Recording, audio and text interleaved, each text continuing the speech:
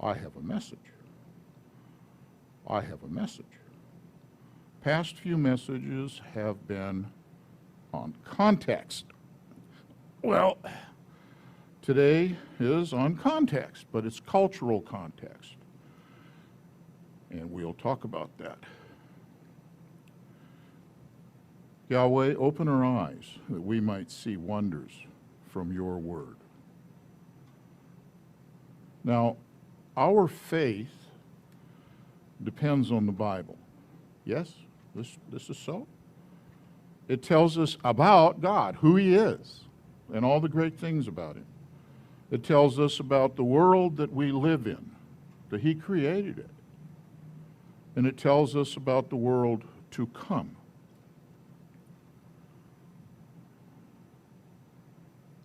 Last week, this is where we were. We talked about the rules of context, paragraph context, chapter context, book context, the whole of Scripture context. Don't take stuff out of context, okay?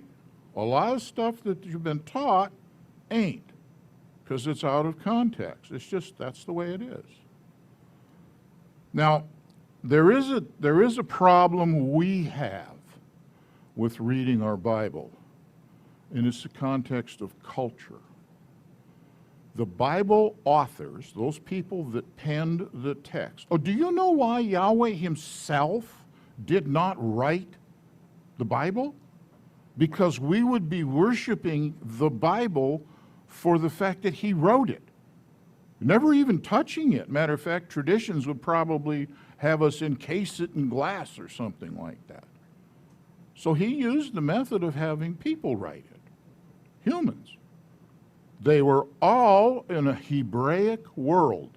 That's their universe. They had that world view, the Hebraic world view. The culture of the Bible is of the ancient Near East. It centers, we'll see a map here in a while, well, it centers in that particular area. The Bible authors believed in and had a true personal relationship with Yahweh. Now, why is that important? Hebraic thinking is this. You don't have to prove there's a God.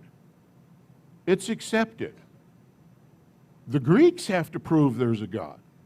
So when you ever have the opportunity to talk to an atheist or whatever, you got to prove to me there's a God. Well, no, I don't. Whatever, you've got to prove that there isn't one. Okay, the Bible was written by people that had a relationship with Yahweh. They were not heathens or Gentiles or pagans. They knew of the heathen, Gentile, or pagan culture that surrounded them. They lived in it, just like we do. The ancient Near East is an agrarian society in a desert reality. Actually, that word should be wilderness. Religion was not a part of their lifestyle. Religion was their lifestyle. The culture of the ANE is that agrarian society in a wilderness reality. Now, that word desert is a Latin word that comes to us, and our mind visualizes the great, what is it, Sierra Desert? No. Sahara. Yeah, that's the word. The Sahara Desert, which is all the way across North Africa, and there ain't nothing in it but sand. The word desert, the word that gets translated as desert, is really midbar, and it means wilderness, the best translation. It's a place to graze sheep. This is what the wilderness looks like. It's got stuff. There just ain't a lot of it. You know, I look out my back door and I got this woods, and it's just thick. I could cut loose 20 goats in there, and they'd have a field day. It'd take them a while, but they'd have a lot of fun eating that stuff. This is what the wilderness looks like. This is a desert. And this isn't necessarily their reality. Yes, they were close to it. Yes, they had times when they were involved in it. All right, I want to talk about a whole bunch of cultural issues. I want to get this out of the way in just a few minutes. The material culture, the things that the people of the ancient Near East used, ate, or wore. What kind of clothes did they wear? What was their food? Have you ever thought about that? What did they eat? You know, we're reading the story of Abraham, and these three guys show up, and he goes and he kills the fatted calf, and he's served cottage cheese, curds and whey. That's what it was. Ugh. And a calf. It's different, a lot different than how we eat. Ezekiel bread. There was something floating around about Ezekiel bread. Okay, you go buy those nice loaves that are what, $25 a piece or something. They're outrageous. They're really expensive, and you look at the ingredients, and it's like spelt and rocks and twigs and stones and things of that nature. But anyhow, the real Ezekiel bread was cooked over a dung fire. Those people didn't have a lot of wood for fire. They didn't cook over coal. Natural gas wasn't around. No electricity.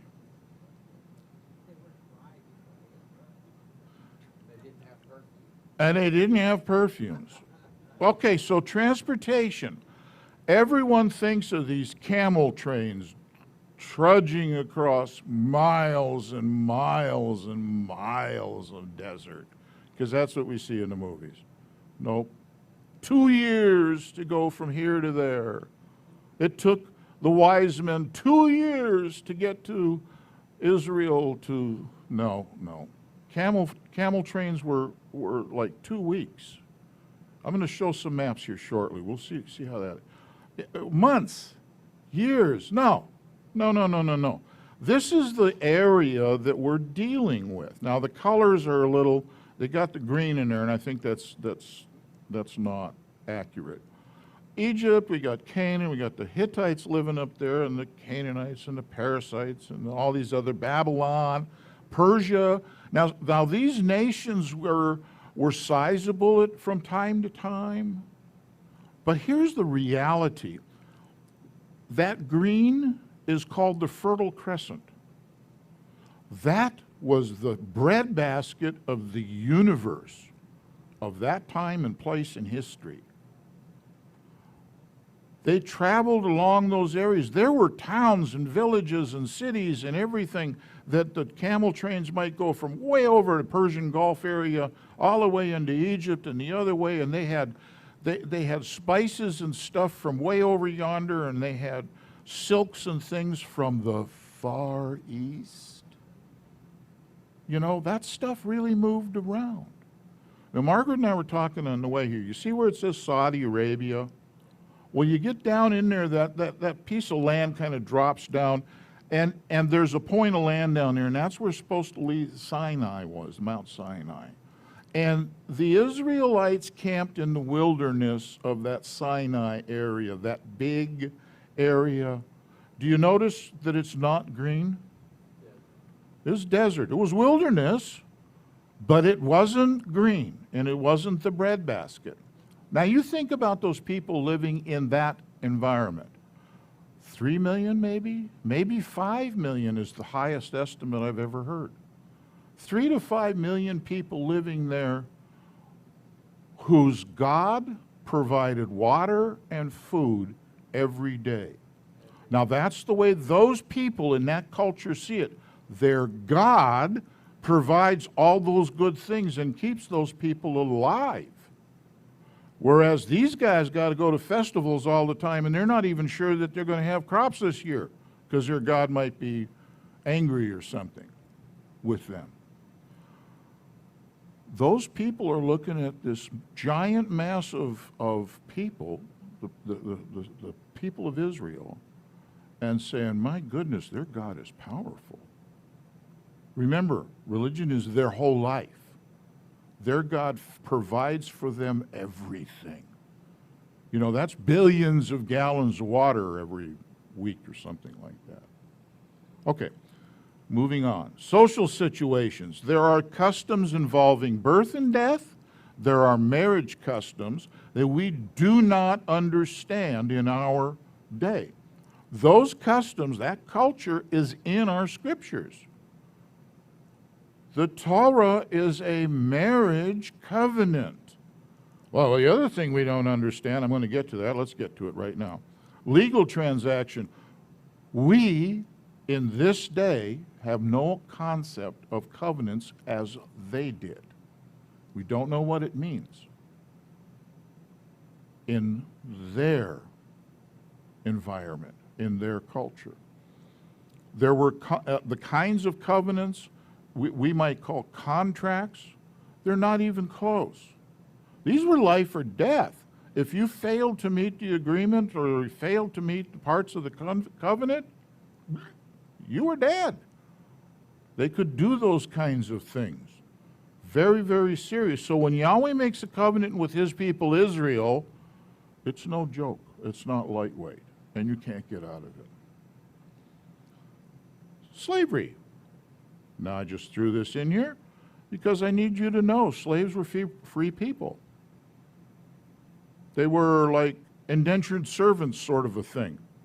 And the Hebrew word slave is aved, or eved, which also means servant or worker.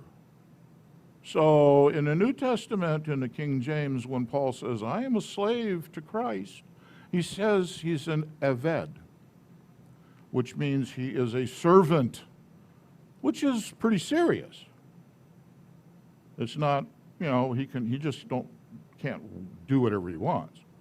Slavery in the Bible is nothing like the slavery of the 1700s and the 1800s in not just America, but all around the world, or the slavery that's going on right now in Africa and in those other parts of the Middle East. There are some other issues. Communications with the rest of the world. Now, they did not have real fast communication, but they had fast communication. All them caravans, they were the bringers of news. They brought the newspapers from one place to another, and that's not far-fetched. People in another part of the world could find out what went on in Egypt when Israel bankrupted Egypt and left. They knew it. And then they're following the exploits of these people in that wilderness and saying, ooh, this is pretty good. Trades, agriculture, there were many, many different kinds of trades. They had to buy stuff. Seasons their life was focused on agriculture. The seasons moved. They knew that spring comes in the spring, summer comes in the summer, and so on and so forth. They knew planting, when planting was supposed to be and when harvest was supposed to be. They knew when the rain would fall and when the rain didn't fall. There were seasonal festivals to their gods, understand. Where do you think Easter came from? It was a spring festival that was celebrated 2,000 years before 1,000 years or so before Yeshua showed up.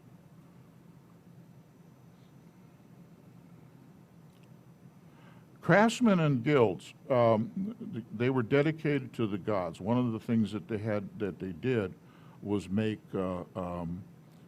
idols and stuff, and that was a guild kind of a thing. And it was passed on, and just as the guilds were in Europe in between say the year 1000 and on up,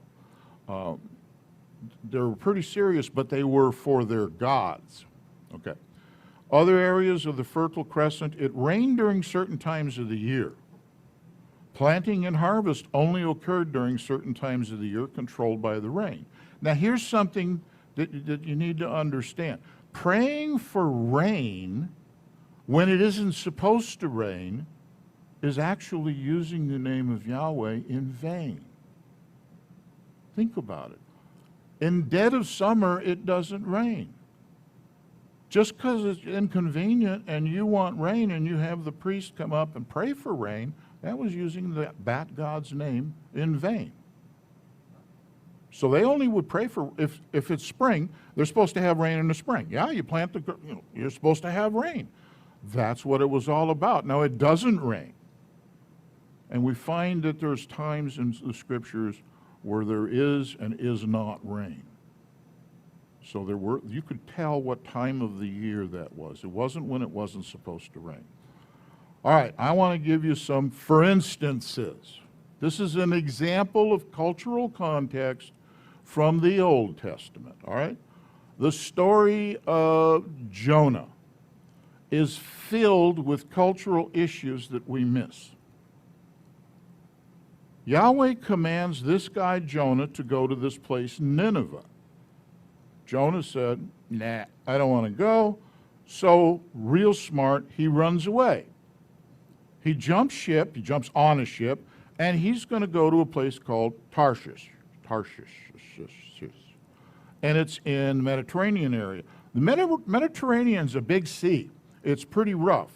When these people go on boats, there's a whole lot of religious things that take place to get on the boat and to set sail. They have to be careful of not angering one of their gods, lest the god cause the waves to rise and they get swamped or something terrible happen. And they believed that. And it was a reality of their life. So here's this guy Jonah on the boat. Bang, there's a real big storm. And you can read it in the story, it's pretty good. The ship's captain tells Jonah to pray to his God, Jonah's God. Now, they're already praying to their gods. They got their little idols in the boat and stuff like that. So they're not sure which god they've displeased to cause this great storm. They've never seen a weather report in their life. They got no ideas about high or low pressures or any of that kind of stuff. So this is what they're thinking. In verse 9, Jonah describes Yahweh, that's his God, as the God of the heaven and the earth, and he created the sea. Now, in their culture, the sea, that big lake, Mediterranean, is a terrifying thing. The sea is death. To sail it means death. In Scripture, when we see there is no more sea, you know what that's really saying? There is no more death, because the sea and death were equal. So the sea is a thing that has these people scared terribly. And the sailors also have a problem trying to understand a God that could create land and sea. This is beyond their understanding. The other gods just manage stuff. And Jonah says, well, mine just actually makes stuff. And that, whoa, this is something. All right, so they throw Jonah overboard. And the sea is instantly calmed. And now they're really scared. They're totally seized with fear, and they do stuff to appease Yahweh. In Jonah 1, verse 16, it says, and the men feared Yahweh exceedingly, and they slaughtered slaughtering to Yahweh and made vows. In other words, they did an offering to Yahweh. They were so scared, and they'd never even heard of this particular God before. So this is what's going on. They toss the guy overboard, and then they're witnesses to a big fish scooping him up. This must have really had them terrified. I was thinking of a few other things. Woo-wee! Okay, you get that example? There's a lot of culture hidden in that whole thing. And then there's culture in Nineveh and so on and so forth that comes up. All right, now here's another. This is a renewed covenant example. Nicodemus. Okay, there's that story in the Bible. Now, I've heard this thing highly, they've messed it up. Nicodemus, Noctamon, was a man of the Pharisees. This is what it says. And he was a ruler of the Yehudim, is what it says. King James says he was a Pharisee and he was a ruler of the Jews. He comes to Yeshua by night. And he talks to him about some stuff. And Yeshua talks to him about some stuff. Coming by night is, the church says, well, he did this so that, he was afraid or what. That's baloney. The truth is, he was busy and so was Yeshua. He wanted to speak to Yeshua outright, and he had the right to because he was a leader of the Pharisees. He had the right to speak to Yeshua that way, and he didn't want the crowds involved. So Yeshua's surrounded by the crowds, and Noctamon is the head of a yeshiva. This is a rabbinic school. Don't read stuff into it, all right? Yeshua says to him, as the discussion goes, truly, truly, I say to you, unless one is born from above, he is unable to see the reign of the heavens. And Noctamon is kind of like, he knows what born again means. You got it? And he's like, what? Wait a minute. Born again in old age? That's ridiculous. Here's what he's seeing in his cultural mind's eye. One, to be born again to his culture, his traditions as a Pharisee and as a leader of the Pharisees. Here's how it happens. There's six ways. 6 ways. Gentile to Jew. You do the conversion, you're born again, you do a mikveh, you go in the water, all right? You do the baptism thing. You become king. That is a born again thing. And you do the same. You have an immersion and you become the king. A bar mitzvah, when a young boy reaches age, he is born again. Married, when a man gets married, he is literally born again, and he will go, so will the wife. They will go into a mikveh, into a baptism, and they'll come back up. Ordained as a rabbi or a teacher, ordained as anything in their culture. It is a born-again experience. Or to become the head of the rabbinic school. He was all of these things. And he's looking at Yeshua, what? What are you talking about? Now there's an exchange that's going on. Noctamon says to him, how's it possible? And Yeshua says, are you the teacher of Israel and you don't know this stuff, man? Let's get it together. What he was really saying, Yeshua is referring to several places in Scripture. Isaiah 44:3. Ezekiel 36, verse 25 and 27. Yeshua was using scriptures to discuss this born again business. Now here's the scriptures for you. In Isaiah 44:3 it says, for I pour water on the thirsty and the floods on the dry ground. I pour my spirit on your seed and my blessing on your offspring. Water and the spirit are the same. And in Ezekiel 36:25, I shall sprinkle clean water on you, and then 2 verses later, and put my spirit within you. Spirit and water are connected. That's biblical. And Yeshua was like, man, you don't have this down yet? You should know spirit and water, rebirth, water, rebirth, you got it? Water, you go into the water. When you rise from the water, you're reborn into married or whatever it was. Living water is the spirit. That's what Yeshua was telling him. He got it. What's he going to talk about tomorrow when he goes to school? You want to think that his classes didn't change? You want to think that everything didn't change in how he was teaching.